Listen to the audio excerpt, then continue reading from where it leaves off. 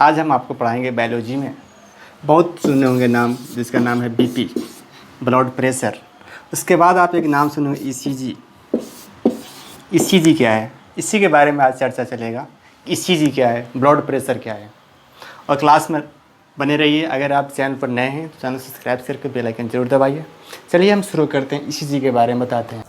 जैसे कि आप देख रहे हैं बीपी का फुल फॉर्म ब्लड प्रेशर, यानी ब्लड प्रेशर क्या है, हाइपरटेंशन। लोग कहता है हाइपरटेंशन हो गया, यानी हाइपरटेंशन कब हो जाता है, हाइपरटेंशन जब 150 से लेकर 90 जब पहुंच जाता है तो हाइपरटेंशन में इंसान चला जाता है। ये लोएस्ट हाइपर, जब सबसे ऊपर वाला जो 120, इसको कहा जाता है सेंटोबोलिक, नीचे कहा डायस्टोबोलिक।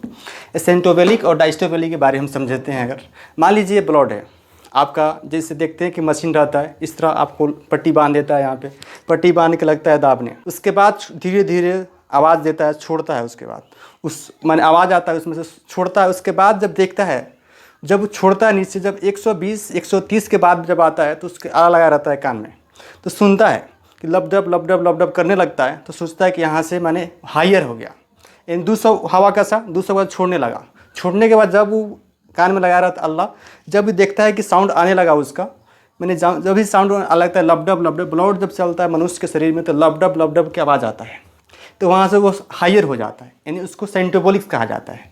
जो सुनाई जहाँ से देने लगा सेंटोबोलिक्स, उसके बाद सुनाई देने लगता है, जहाँ तक सुनते सुनते आता है, जब नीचे आता है जहाँ सुनाई देना बंद हो जाता है उसको डिस्टेबोलिक कहा जाता है। यानी सबसे हाईएस्ट दिखता है 120, सबसे लोएस्ट 80।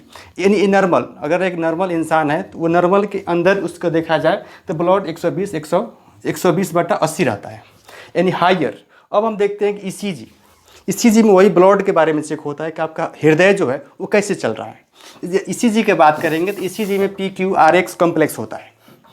जैसे मान लीजिए यहाँ शुरू होता है, तो ये P शुरू होता है, P से यहाँ आता है, P से यहाँ आएगा, उसके बाद डायरेक्ट यहाँ चल जाता है, आप देखते हैं फिगर में। उसके बाद यहाँ आता है, उसके बाद इस तरह ये चलते रहता है।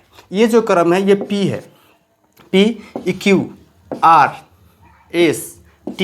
इसका अर्थ है कि आपका ब्लड जो है, ब्लड का लेवल जो हाई चला गया, लो चला गया। यानी आपका ये ब्लड के, जैसे आप मान लीजिए जब धड़कन है आपका, हृदय सुटुकता है, जब सुटुकता है तो ब्लड जो होता है पंपिंग करता है, सुटकेगा ब्लड पंपिंग करेगा।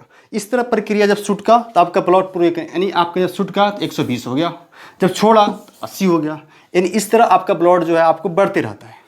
तो इसका अगर हम ईसीजी का बात करें, ईसीजी का बात करें तो इसका इलेक्ट्रोकार्डियोग्राफी, यानी जब मानो जब आपका ईसीजी चेक होता है, ईसीजी में आपका ये जो आपका धड़कन जो है, धड़कन वो कितना स्पीड में चल रहा है, इसी के बारे में ईसीजी में बताया जाता है।